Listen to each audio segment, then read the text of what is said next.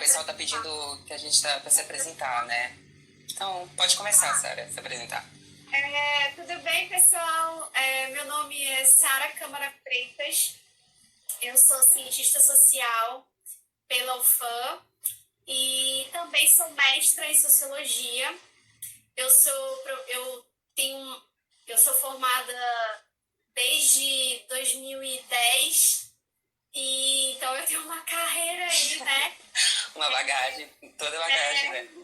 Eu estou esse tempo todo trabalhando na área de pesquisa. Eu analiso formação de grupos intelectuais no Amazonas e também eu trabalho com docência. Eu tenho uma experiência em docência EAD. Eu trabalhei com docência EAD desde 2014 até 2019. E agora, com o corona, né, eu comecei de novo a trabalhar em EAD. Sim. Bom, eu vou me apresentar também, né? É lógico.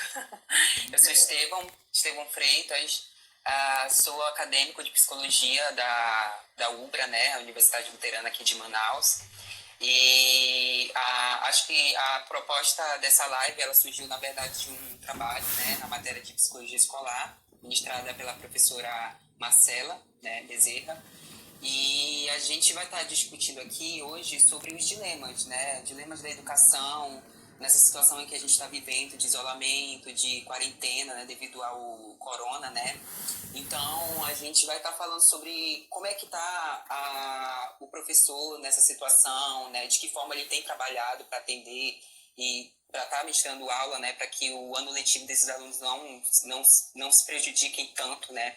Também como é que tá esses alunos, né, em quarentena, a questão de autonomia, de estudar, né, e também sobre os familiares, né, porque a gente sabe que a família, ela tem uma relação com a escola, né, então a gente vai estar falando um pouco sobre isso, né, e eu creio que a primeira questão que a gente pode estar falando aqui, Sara, é como é que tá teu sentimento como professora, né, nessa situação de quarentena, como é que tá? Eu, pessoalmente, ainda sem um olhar sociológico, Estevão, é muito complicado. Eu sou um estilo de professora que abraça os alunos. Se tiver algum aluno meu aqui, pode falar que é verdade, porque é mesmo. Eu sou o estilo de professora que abraça os alunos. Eu sou muito forte, né? Então, eu procuro ter um relacionamento muito assim, próximo deles. Eu me preocupo muito com eles, né? Eu trabalho em um projeto social. Eu acredito que seja o maior projeto social do Amazonas em termos de educação. É uma escola que tem mais de 32 anos de vivência aí, né? Eu acredito numa educação de contato, né? Eu acredito Sim. que o contato, você entender a pessoa humana em sua integralidade é essencial. Então, para mim, como educadora, esse distanciamento ele está sendo bem difícil, porque eu não estou conseguindo assim, perceber se nas reações deles, se eles estão compreendendo aquilo que eu estou falando, né? A Heloísa falou. Eu vou pegar um fone. Tá. Tá? Porque o áudio tá indo e voltando. Tá bom. Gente, enquanto a Sara tá indo pegar o áudio, né? Eu vou estar também deixando a oportunidade de vocês estarem mandando perguntas, né? E também de vocês, como alunos também e professores, né? De vocês estarem também expressando o sentimento de vocês nessa situação. Acho que é muito importante também a participação de vocês. Tá? Pode continuar, Sarinha. Pronto. Tá melhor? Tá, agora sim. Tá. Então, o meu sentimento é esse, né? Um sentimento de distanciamento, mas que está me proporcionando também novas experiências que entre 2014 e 2019 eu não tive no EAD, né? Porque agora eu estou num sistema onde eu tenho que fazer aulas ao vivo, né, mediadas por aplicativos. Então, isso está sendo bem interessante para mim. Mas, mesmo assim, a percepção dos alunos, né, diante do ensinamento é bem complicada, porque eu não tenho mais a possibilidade de vê-los, das reações, das impressões, né? Então, o processo da maiêutica, né, se torna um pouco reduzido, né? Assim, ele fica um pouco, eu não vou dizer falho, mas eu posso falar que ele não alcança toda a sua completude, né? O que é essa maiêutica, né? Maiêutica é uma prática de perguntas. Então, eu pergunto a fim de te levar à compreensão das respostas, né? Faço com que você, na sua própria existência, você encontre as respostas da sua pergunta, né? Então, eu me entendo na minha docência como uma mediadora do processo educativo. Então, a maiêutica, para mim, sempre foi um instrumento, né, super relevante e aplicável, né? Sim. Uhum. Olha, a Anne perguntou aqui. Oi, Anne, boa noite. Quais os possíveis impactos que essa distância em relação à questão acadêmica pode ocasionar? Possíveis impactos. Que essa distância, quais os possíveis impactos que essa distância em relação à questão acadêmica pode ocasionar, né? Essa questão acho que da distância entre acho que o professor e o aluno, acho que inclui muito também a questão, como eu tinha falado logo no início, a autonomia também, né? Do aluno, de ele em casa desenvolver essa questão de ele estudar por si só. Eu acho que é complicado, né, também. Acho que nem todos têm realmente essa autonomia, né? Para a gente falar desses impactos, a gente tem que sempre ponderar, e o papel da sociologia é sempre fazer essa ponderação, né, entre aspectos positivos e aspectos negativos, né? Todas as vezes que eu falo do impacto de um fenômeno, eu preciso fazer essa ponderação. Então, antes de fazer essa ponderação, eu vou falar sobre o papel próprio da educação, né? A educação, ela é uma relação de aprendizado e, sobretudo, compartilhamento. Quando a gente fala de uma transição de um processo de educação tecnicista para uma educação construtivista, a gente percebe dois agentes, dois sujeitos no processo educativo. Um professor que não é mais um conteudista, mas ele é um mediador, né? Ele é um cara que caminha, ou uma menina, né? No meu caso, que caminha com você, para te fazer olhar aquilo que já está lá e fazer você ver além, né? Então, o professor, no processo construtivista, ele é aquele que media o educando, né, para explorar o seu próprio mundo, né, fornecendo a ele a possibilidade de expandir as suas visões de mundo. Então, isso é o processo da alfabetização, né, e do letramento, né? A alfabetização e o letramento, ele não é só o ensino da linguagem, mas é a leitura de um mundo, né? E isso se faz através das inúmeras ciências, né? Então, quais seriam os impactos positivos e negativos desse distanciamento desses dois sujeitos? Eu vou começar pelos positivos. Eu sou de uma lógica bem, digamos assim, sartreana, talvez, né? De que a minha existência, eu existo, mas quem faz o eu sou eu mesma, na minha prática de mim, né? Na prática da minha própria liberdade. Afinal de contas, como diria Sartre, a essência, né? Ela vem depois, ela se constrói depois da existência, né? Eu existo primeiro e quem constrói a minha essência sou eu. Sou né? eu. Então, vamos lá, positivos. Os aspectos positivos desse distanciamento, eles estão ali numa percepção de uma autonomia, né? E nesse ponto, a gente observa que as escolas, elas trabalham muito o tópico da procrastinação, né? A gente vive num mundo, numa sociedade da produtividade, né? Numa sociedade do desempenho, como lógica do mundo, né? Dessa grande sociedade do controle, como diria Gilles Deleuze. Então, a gente vai observar que sim, isso é um aspecto positivo na lógica do mundo onde a gente está vivendo, né? A autonomia no estudo. Outro aspecto super positivo é a percepção de tecnologias educacionais. O papel das tecnologias educacionais mostrando que as tecnologias, elas não são inimigas do processo de ensino-aprendizagem. Elas são, sim, instrumentos pedagógicos. A questão é que essa sociedade, né, esses, como é que se diz?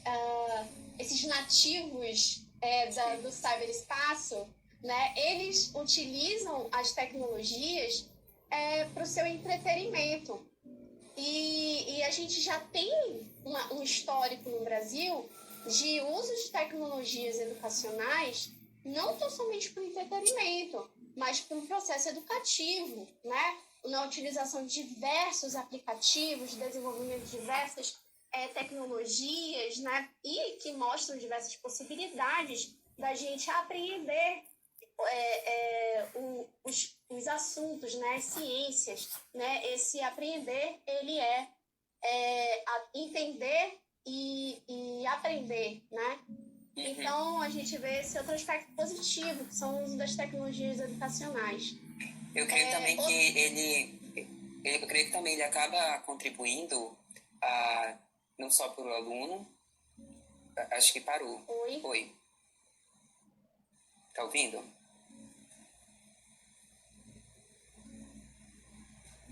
Vocês travaram aí, gente? Já? Pois é, já. Pois eu acho também que trabalha a questão da criatividade, a criatividade e a autonomia tanto do aluno, mas também como do professor, né? Porque a gente sabe que, assim, falando de educação, a gente fala também de N contextos, né? De educação da rede pública, de educação de uma rede privada, que é totalmente diferente, né? Então, a gente vê também diferentes pessoas, diferentes profissionais da educação que estão aptos para trabalhar nessa tecnologia e alguns não, né? Porque existem esses contextos diferentes, né? E a gente deve levar em consideração.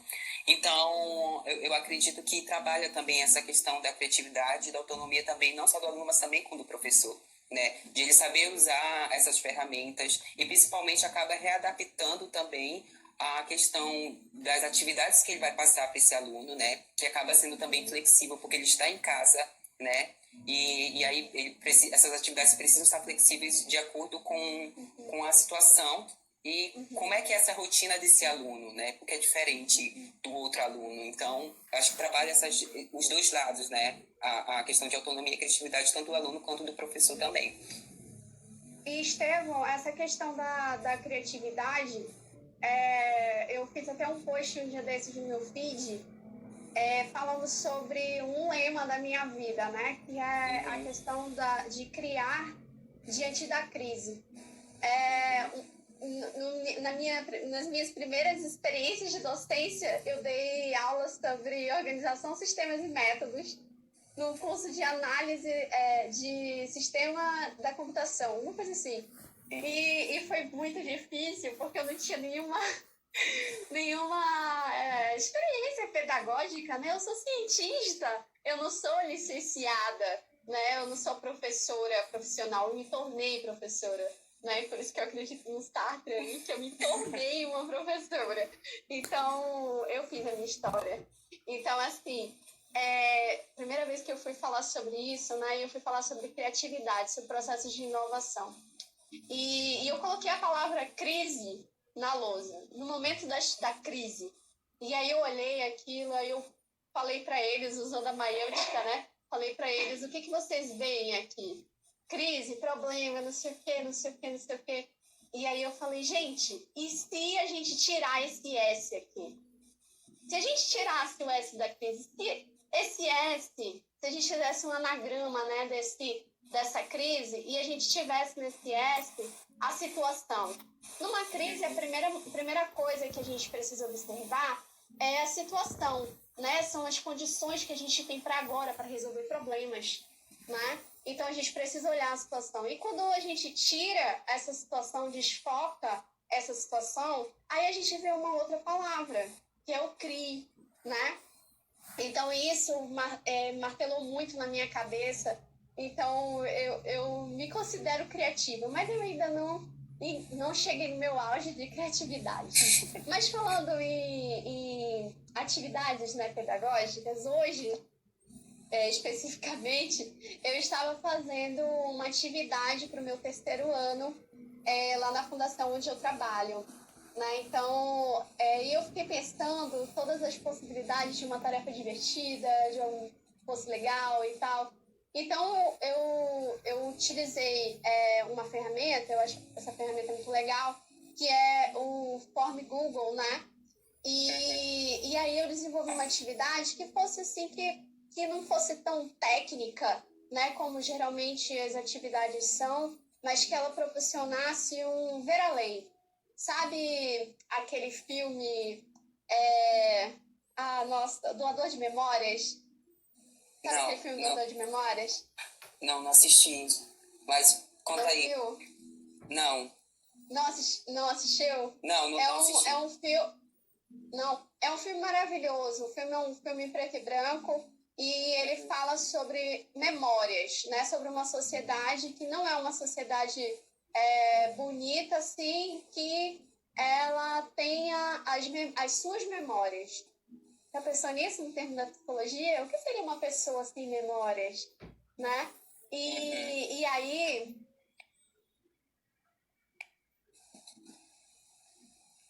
Qual era a necessidade daquela sociedade? Ver além do que estava posto. Então, nesse momento, né, eu estou desenvolvendo atividades que proporcionem muito mais o meu aluno a ver além. Então, uma música, eu até coloquei lá uma música, terceiro plural do Engenheiros do Havaí, para discutir obsolescência planejada, porque a gente está trabalhando globalização econômica, né? Então, para pensar, refletir ali sobre isso. Então, assim, são mecanismos, né, que a gente vai encontrando aí de tecnologias, né, no uso das tecnologias para desenvolver aí o processo pedagógico. Uhum. Falando ainda desse uso das tecnologias, já vou ler para vocês, né? A gente está vivendo hoje, tem um autor que fala, o Pierre Levy. Pierre Levy, ele fala de um conceito chamado cyberespaço. E ele fala que nesse cyberespaço, que é esse mundo aqui que a gente está vivendo agora, né? Esse mundo aqui, nesse cyberespaço é criada uma coisa chamada inteligência coletiva. Essa inteligência coletiva, ela é o inúmero compartilhamento de ideias, de conceitos, de apreensões, e a gente vai tendo contato na prática, né, na vivência desse cyberespaço. E essa inteligência coletiva, ela cria uma coisa chamada cybercultura, que é um comportamento no mundo virtual, né, que muitas vezes transcende para o mundo social. Então, esse distanciamento, em termos pedagógicos, ele faz a gente perceber o quanto estamos inseridos e quanto nós precisamos percebermos como sujeitos desse cyberespaço, né? Vivenciando essa cybercultura. Então, o que eu posso de processos educativos? Porque a gente escuta, por exemplo, os nossos baby boomers, né, que são as pessoas mais de 60 anos, assim, falando, menino, sai do celular, né? Eu escuto muito isso na minha família. Sai do celular, tá fazendo o quê? Perdendo tempo, vai ler um livro. Então, assim, é muito difícil a gente não entender que esse mundo aqui é o nosso mundo, né? Então, a gente, nesse momento, em termos de práticas pedagógicas, a gente está percebendo que o cyberespaço é um mundo riquíssimo para desenvolver, inclusive, processos pedagógicos. Sim, concordo, sabe? Aí a Dani perguntou qual é o papel do aluno, né, neste momento de inserção dessas tecnologias do estudo presencial que agora está online, né? A gente está falando do professor agora, qual seria o papel do aluno nesse... Do aluno? Isso. O papel do aluno nesse processo, o papel do aluno é primeiro entender, né, que ele precisa se organizar para cumprir todas as demandas do escolares, né? E ele também precisa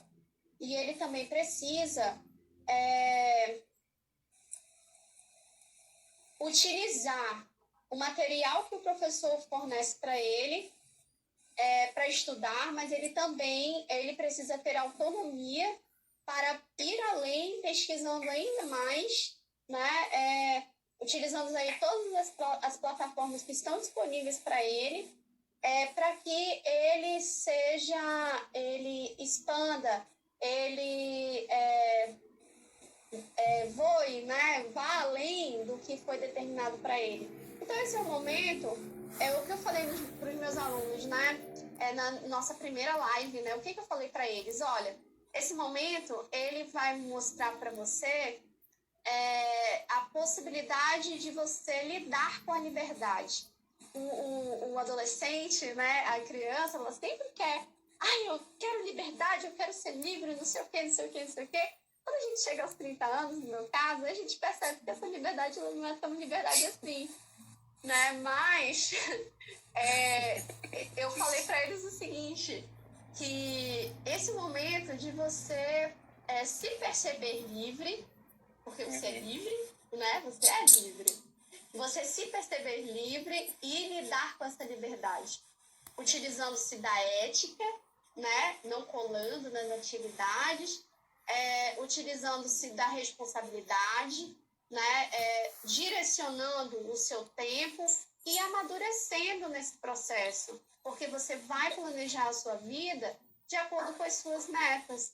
Então, você vai precisar aí colocar em prática essas três coisas: a sua liberdade, o uso da sua liberdade, o uso da ética e o uso da sua responsabilidade, se organizando no seu tempo. Sim, uma das coisas que eu coloquei aqui numa estrutura que eu fiz, Sara, eu acho que a gente até respondeu se era possível nessa situação contribuir de alguma forma com a educação desses alunos, né? E é possível, só que, no entanto, como eu falei, né? E eu tenho uma visão, assim, muito psicologia social também em relação, quando se fala de educação, né? Porque na psicologia social a gente aprende que a gente precisa ter uma visão muito ampla, né? Entendendo que o ser humano, ele é histórico, dialético, né? Ao mesmo tempo que ele atua no meio em que ele está, no contexto em que ele vive, esse contexto também acaba influenciando essa mudança. Então, é uma relação dialética, né? E a gente acaba entendendo que nessa educação, essas tecnologias não chegam para todos, né? Porque se a gente parar para pensar, por exemplo, no estudante ribeirinho, né? Como é que é a questão de internet? Como é a questão de estrutura? Então, como é que a gente pode pensar também nessas pessoas? De que forma a gente pode também estar dando algum suporte educacional para que essas pessoas também não tenham seu ano letivo atrasado, né? E também os professores, né? Porque os professores estão lá também. De que forma a gente pode ajudar a pensar esses professores a dar esse suporte também, né?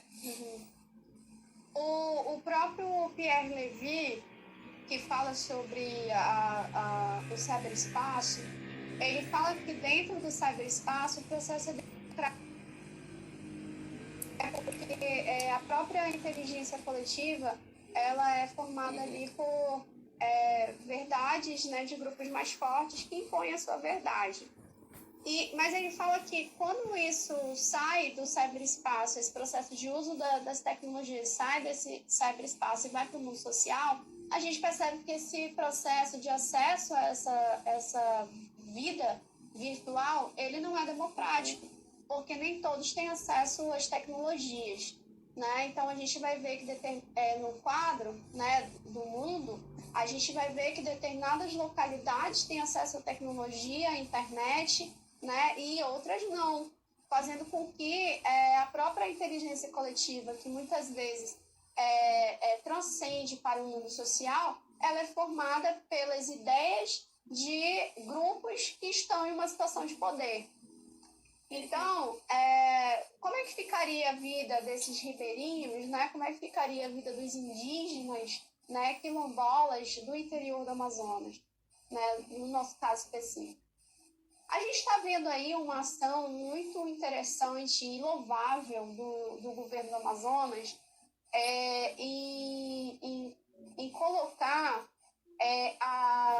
o centro de mídias, né, da SEDUC através da televisão, transmitindo em canal aberto. Então, a gente observa que esse processo é um processo de democratização da educação. E eu tive a oportunidade também de perceber o seguinte, tanto na cidade quanto no campo, campo quer dizer, no mundo rural, né, no interior do Amazonas, a gente não tem uma maioria de professores capacitados para o uso de tecnologias. Isso é um fato e a gente vai precisar formar esses professores, e esses professores eles têm que perceber também que eles não podem parar no tempo, né? Eles não podem mais só usar as mesmas ferramentas que usavam 10 anos atrás. Ele precisa se atualizar, porque a educação é uma ciência, né? E toda ciência ela precisa estar constantemente quebrando paradigmas para se desenvolver. Quando eu trabalhei como professora substituta da UFAM, eu tive a oportunidade de trabalhar no departamento de formação de professores indígenas. E esses alunos, né, que eram professores indígenas, eles trabalhavam para o Estado, né, utilizando centro de mídias em suas comunidades. Eu tive a oportunidade de ir a um centro de mídias desse e assistir uma aula. Quando eu cheguei lá, tinha muitos alunos falantes, né? Quando eu falo assim, falantes, é porque eu também não sabia, né? Mas assim, quando eu falo falantes em termos de indígenas, é o seguinte, é que eles falam língua indígena, né? Não falam, a segunda língua deles que é o português, né? A primeira língua é a língua materna ou paterna, dependendo da comunidade. Então, assim, o que acontecia? O cara da televisão, que era o professor de Manaus, dava aula, aí tinha um tradutor na sala, e esse tradutor falava tudo errado. O que o professor estava falando? Por que eu falo que estava tudo errado? Porque ele estava ensinando uma equação de segundo grau e ensinando diferente de como é para fazer, entende? Então, infelizmente, a gente tem, não estou falando dos professores do interior, né? Mas, assim, dos professores das comunidades mais longínquas, eles não têm uma formação tão completa como os professores dos municípios, dos próprios municípios e da capital. Então, o processo por isso que a universidade, a UFAM e a UEA, elas entram como formação de professores indígenas, para capacitar esses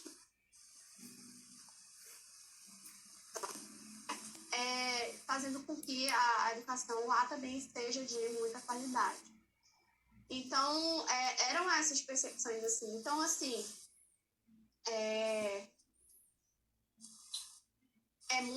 muito bom o que o Estado do Amazonas está fazendo.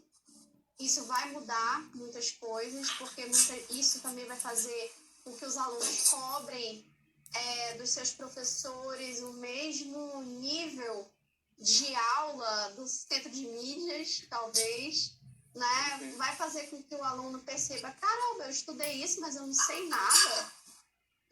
Como assim? Aí ele pode ter dois momentos, né? No primeiro momento, é a culpa do professor, como é natural de todo aluno, né? Coloca a culpa no professor porque ele não sabe o assunto. Mas tem um segundo momento, que é perceber que ele precisa correr atrás. Né? Então, esse meu posicionamento. Eu acho bem interessante isso que o Estado do Amazonas está fazendo em relação a esse processo de democratização no interior do Amazonas. Sim. Um dos pontos que também eu coloquei para a gente discutir aqui, como os alunos eles estão em quarentena, né? E eu espero que estejam, né? Estejam em casa, né? Tomando as medidas com responsabilidade. A gente entende também a gente tem que discutir sobre a questão familiar, né? Porque a escola ela tem uma relação com a família, né? E ao teu ver, como é que tem sido essa questão atualmente, agora, sobre essa relação da escola com a família nessa situação de quarentena? Tu acha que tem se aproximado? A escola ela tem, de fato, acolhido também essa família, junto com esse aluno também? O acompanhamento parental, ele é fundamental para o processo educativo, tanto dentro quanto fora do isolamento social, né? Então, assim, o acompanhamento parental, ele é fundamental. A família é uma instituição tão importante quanto as outras quatro instituições, né, sociais. A gente tem 5 instituições sociais fundamentais na sociedade: a economia, a política, a educação, a religião e a família, que é o grupo primário, né, o grupo social primário. Então, a família, ela precisa acompanhar a sua criança, o seu adolescente, né, e até o adulto, né, no processo educativo. A família é aquela que apoia, é aquela que conforta, é aquela que percebe o tempo que ele precisa se dedicar a determinada atividade. E a família é aquela que te sustenta, né? Tanto moralmente, quanto economicamente, quanto eticamente. Então, se você vem de uma... E afetivamente também, né? Sim, afetivamente. Então, a gente precisa que os pais, eles tomem consciência que o filho, mais do que nunca, ele precisa ter o tempo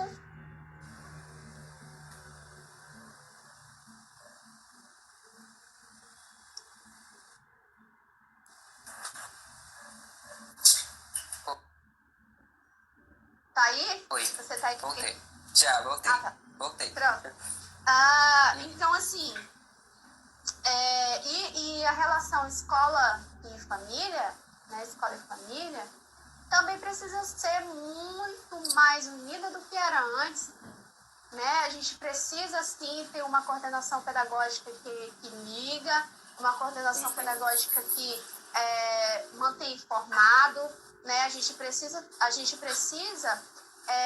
ter essa maior interação, e a gente precisa ter uma família que fale mais do que nunca para o aluno ter um comportamento ético diante ali dos seus estudos. Sim. A Larissa perguntou, no caso em que a casa é um ambiente hostil, né? Em relação à aprendizagem, né? Eu acho que você até comentou sobre o papel da família, né? Que a família ela precisa apoiar, ela precisa estar dando esse suporte, né? Para esse aluno, né? E a gente sabe que quando se fala de família é uma coisa muito complexa, né? Porque existem N arranjos de família, né? Situações que a gente deve levar em consideração de questão de abuso, de questão de agressão, né?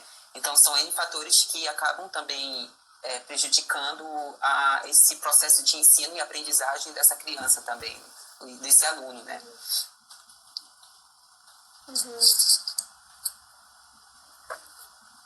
E aí eu creio que a nossa proposta é, de uma certa forma, também para que esse aluno que não tenha esse apoio, como é que a gente pode também falar para esse aluno que ele não tem esse apoio familiar? De que forma ele da onde ele pode ter esse suporte, já que esse suporte, né?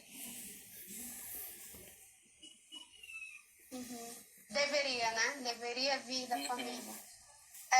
Sim. Claro, está falando de uma situação ideal de família, né? Mas a gente sim tem um quadro de muitos conflitos, né, familiares e de muitos traumas, né, que são causados dentro do ambiente familiar. Então, muitas vezes, e isso acontece muito comigo, ocorre uma grande transferência de conforto familiar para os professores, né? Então, assim, o professor, hoje, mais do que nunca, ele precisa também perceber as necessidades emocionais do aluno. Então, eu já tive aulas que eu tive aluno que teve crise de pânico na sala, e eu passei a aula inteira de mão dada com o aluno, dando aula. E foi bem interessante, né, assim. E todo mundo sabe que o aluno tem problemas, né? E estava tendo problema em casa, e todo mundo sabia que ele via em mim uma referência. Então, eu fiz questão de passar minha aula inteira de mão dada com ele, para que ele conseguisse assistir a aula, né? Ficasse ali comigo, né? Então, acontece muito isso, essas coisas de transferência, né? Do acompanhamento parental, que deveria ser parental, para o professor. Mas isso também pode acontecer, de uma transferência acontecer assim. Se você não tem um apoio na família, você pode encontrar no seu grupo de amigos, porque o grupo de amigos, dependendo da intimidade que você tenha com ele pode também ser caracterizado como um grupo social primário, né? Então, o que significa isso? Significa que ele vai se tornar uma espécie de família, ou seja, ele vai realizar um papel, uma função que deveria ser do grupo social família, mas aí o grupo de amigos ele acaba desenvolvendo esse papel, essa função em relação a determinado sujeito. Então a gente vai encontrar aí esse processo. Eu acho bem interessante porque a gente fala ainda mais na situação de quarentena, né? A gente começa a pensar desses alunos que têm, às vezes, a questão, problemas com ansiedade, né? Questão de pânico, né? Então, a gente hoje está vivendo uma tensão, né? Na sociedade toda. É uma tensão, é um problema de se readaptar em relação aos rotinos, né? Porque as pessoas precisam, algumas estão trabalhando em casa, né? Então, é uma situação assim, bem complexa, né? Tu, né? Eu também, trabalhando em casa. Então, acaba que a gente precisa se readaptar. E readaptação não é um processo muito fácil, né? Para alguns pode até ser, mas nem para todos é um processo fácil. Então, eu acho bem interessante de falar porque tem alunos que estão apreensivos em casa por conta dessa situação, e aí não tem um apoio, né, da família. Então, acredito que ele tenha que procurar esses vínculos que não são da família, né, mas vínculos dos amigos, como você mesmo falou, né, que acaba dando esse suporte para ele, né, esse suporte emocional e estrutural, que também influencia no ensino de processo de ensino e aprendizagem, né, no processo de aprendizagem.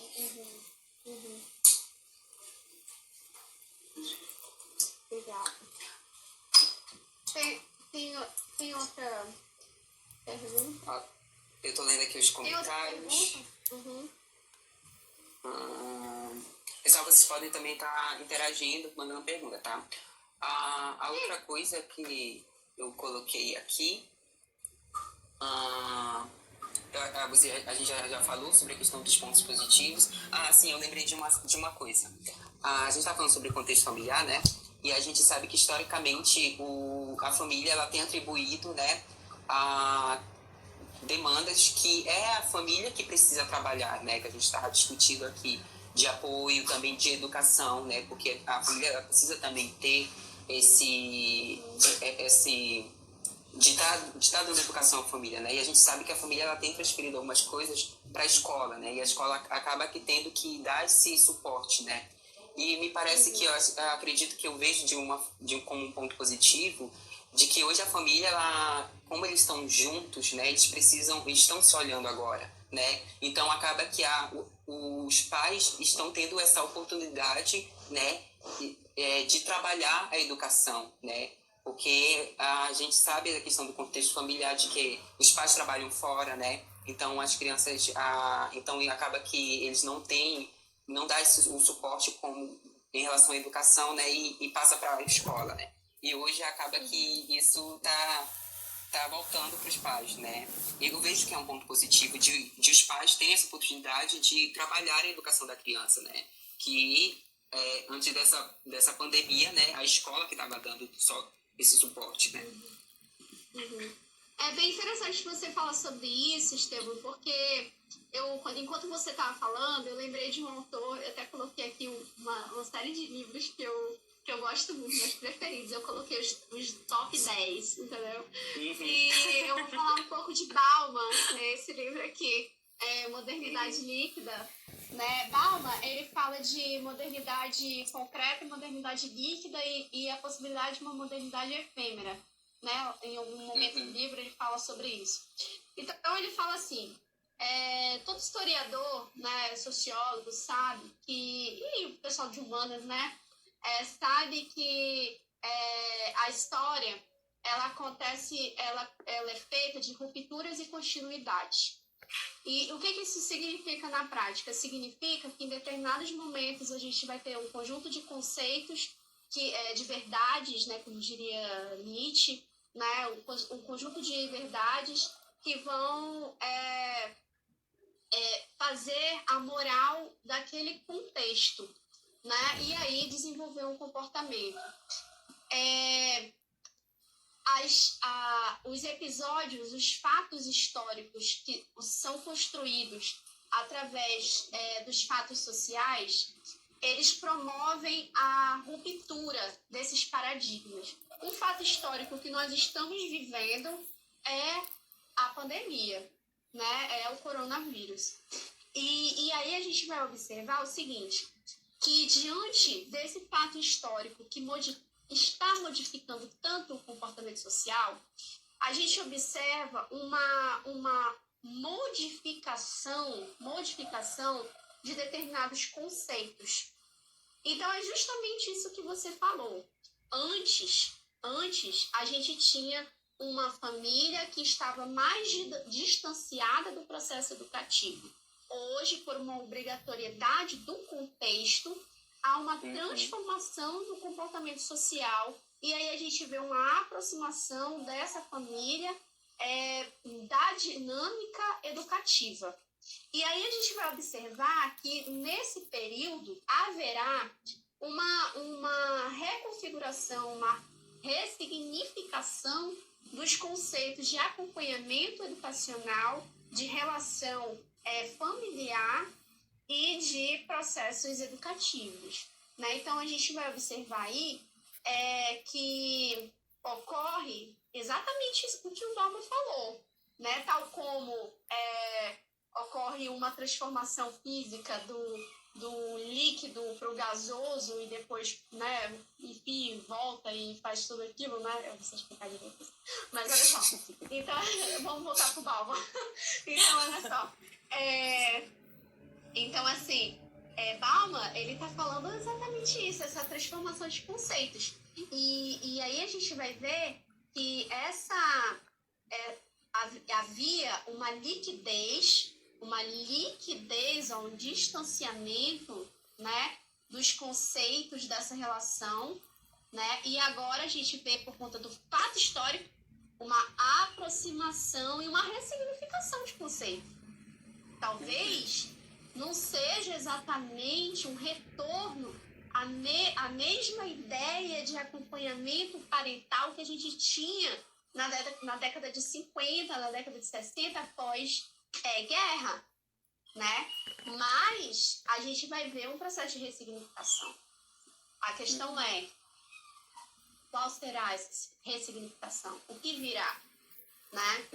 O sociólogo não prevê o futuro, ele só analisa o que está rolando. O que tá rolando, né? O que está rolando. Nem historiador. Quem faz essas previsões, a gente pode até fazer algumas, como é que se fala? Umas previsões no sentido probabilístico, né?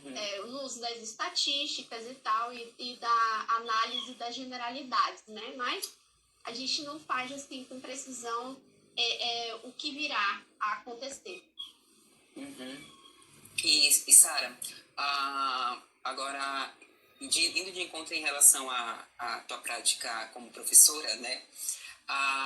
Tu tem visto, além da questão de disponibilizar, de dar continuidade em relação às atividades, né? Desses alunos, de passar as atividades, mas também de tu também proporcionar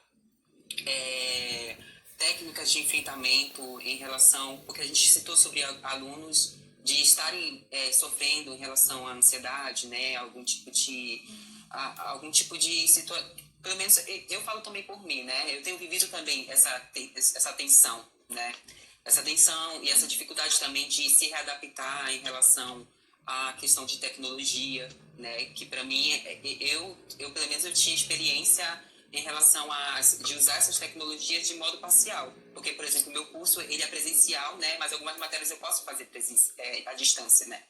Então, agora eu estou integralmente, né, em EAD, né? Então, para mim, esse integralmente tem me dado impacto, porque tem feito de ter autonomia, de estudar sozinho, né? Apesar de ter ali o material de apoio que o professor passa, né? E também tem o apoio, lógico, do professor, de perguntar como é que tá, de serem flexíveis também em relação aos prazos de entrega de trabalho, né? Mas a gente tá vivendo essa tensão, né? E, assim, tu tem identificado que essa necessidade também de dar esse apoio de acolhimento, de enfrentamento aos seus alunos em relação a essa situação que a gente está vivendo, né? Lá na fundação onde eu trabalho, a gente tem um programa chamado tutoria. O que acontece nessa tutoria? A gente faz esse acompanhamento mais emocional, mais próximo desse aluno. Então, a gente vai... como é que acontece comigo? Eu tenho 25 tutoradas, todas meninas, né, na faixa de 14, 15 anos. E a partir da semana que vem, a gente vai começar a fazer algumas reuniões, algumas coisas, né, para eu ajudar elas a fazerem um planejamento diário delas e também para dar esse suporte emocional, né? Eu não sou psicóloga, né? Eu sou cientista social e socióloga, né? Portanto, mas assim, eu faço esse apoio, né? Um professor, a gente tem uma visão lá na fundação onde eu trabalho, que o professor, ele não é só um professor, né? Ele é uma referência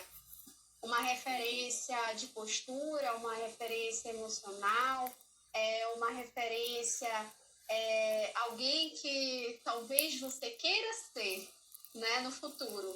Então, isso é muita responsabilidade, pelo amor de Deus. Mas é bem interessante, porque a partir da semana que vem, eu vou fazer essas reuniões. O que vai acontecer na minha tutoria?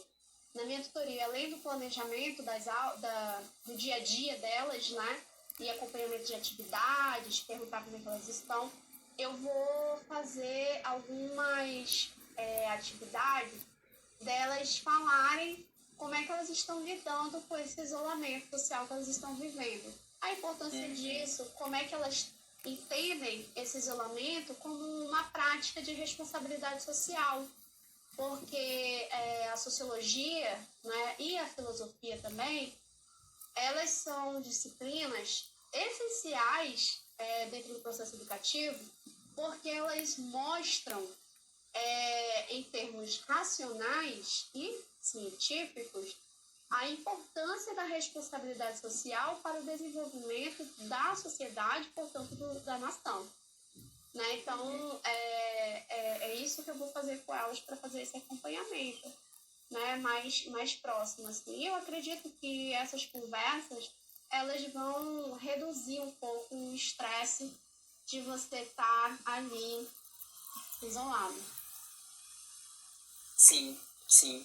Acho interessante você falar isso, né? E essa pergunta acho que foi bem significativa e a tua resposta também, porque isso pode estar ajudando alguém, né, que está online, algum professor também, de estar pegando essa ideia, né, e de também estar fazendo esse acompanhamento. Porque a gente vê que tem uma necessidade de atender esses alunos, né, de acolher ele também, não só de passar o assunto, o conteúdo, né? A gente precisa também entender que ele está ali, pode estar com algum tipo de sofrimento, né? Então, e aí tem essa questão da família, né? E também de ajudar esse aluno, de ele, no contexto dele familiar ali, a estrutura, de ele se organizar, né, por ali, né? Eu tenho tido, assim, dificuldade de me organizar, né? Até falando espacialmente, né? De ter algum canto que seja o meu canto de estudo, entendeu? Então, ainda mais agora que eu tô aqui em casa, tá em reforma, né? Então, é uma coisa assim, louca, crazy ao quadrado, né? Mas a gente sabe que existe essa necessidade do professor dar esse suporte, né? E agora, a gente falou desse suporte, mas e vocês, professores, como é que vocês estão tendo vocês estão tendo algum tipo de suporte também, algum tipo de acolhimento, algum tipo de técnicas de enfrentamento? Tem alguém que esteja também auxiliando também vocês? Acho que é interessante Sim. também a gente falar isso, né? Lá na fundação onde eu trabalho, a coordenação pedagógica fez um trabalho bem legal, porque ela colocou são várias coordenadoras, né, mas ela colocou uma coordenadora responsável por um pequeno grupo de professores. Então, eu tô achando até estranho que elas mandam mensagem: professora, tá tudo bem hoje, não sei o quê. Aí eu, tudo bem, tá tudo bem. Acho bem engraçado. Mas isso é bom, eu acho que é uma aproximação, né? E assim, eu tô também tendo a experiência de fazer aqui de casa algumas coisas que a própria coordenação pede para mim. Então isso está sendo bem legal. E elas acompanham muito, né, o nosso home office. Tanto é que a gente manda mensagem, tipo, cheguei no home office. Às 7 horas da manhã, todo mundo tá, bom dia, mandar foto. O que eu tô fazendo para trabalhar minha mente? Eu me arrumo de manhã, né, como se eu fosse pro trabalho. Só não coloco, lá a gente usa bata, né, eu só não coloco a bata, mas eu coloco o crachá. Aí é engraçado porque eu vou andar aqui em casa, né, pegar uma água, um café e tal. E aí meu marido falou, tá trabalhando? Aí eu tô trabalhando aqui, meu crachá. Aí assim, pra manter a sanidade, né, pra manter a rotina. E aí, além disso, o planejamento continua bem estruturado. Eu, particularmente, não sei se é porque eu sou de ciências, né?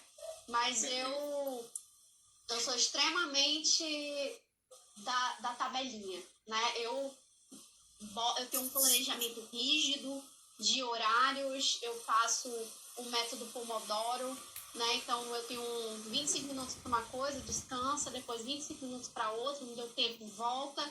Então eu trabalho com isso, então eu tenho que seguir aquele planejamento. Se eu saio disso, eu fico um pouco desesperada, sou um pouco perfeccionista, né? Então, mas assim, um dia desses eu vi um meme, né? Um dos memes, né? Então, assim, um dia desses eu vi um meme, foi bem engraçado, porque tinha um colega meu das ciências sociais postou, ele falou assim, quarentena, tipo, perguntando, né? Eu sempre vivi isso. Aí, tipo, acho assim, pessoas de ciências sociais. É verdade, né? Me bota com um livro, um lugar quieto, assim, eu fico dias lá, nem como. Então não tem muito, não tem muito problema. Uhum. Poxa, Não tô sofrendo, sofrendo. sofrendo. Não Que legal, que legal. Eu acho interessante isso explicar porque a gente falou muito sobre a questão do aluno, né, como é que ele está passando, mas também tem um professor, né? E aí a proposta também na nossa matéria que a gente está estudando, psicologia escolar, de também que a gente trabalha todos os personagens que se encontram ali, né, na escola, o professor, o aluno, né, a pessoa que trabalha na secretaria, todos, né. Então, a gente também precisa também dar esse olhar para o professor, né, ainda mais quando a gente pensa também um professor da rede pública, né, a gente sabe que a questão do professor do reconhecimento como profissional é difícil aqui no Brasil, né? Então, acho que essas são as situações que a gente deve levar em consideração, né? Eu achei bem legal e eu acho que a nossa live, né, a gente já discutiu todos os pontos aqui, pelo menos os pontos que eu vi aqui, né? Eu queria agradecer muito a tua disponibilidade, Sara, tá bom? Muito obrigado mesmo. Eu acho que você contribuiu muito mesmo, falando sobre a tua prática profissional como professora, tua como também socióloga, né, cientista social. E eu espero que também isso tenha, de uma certa forma, contribuído para as pessoas que estão assistindo, né, que estão em casa, professores e alunos, que eles possam também estar tirando algum tipo de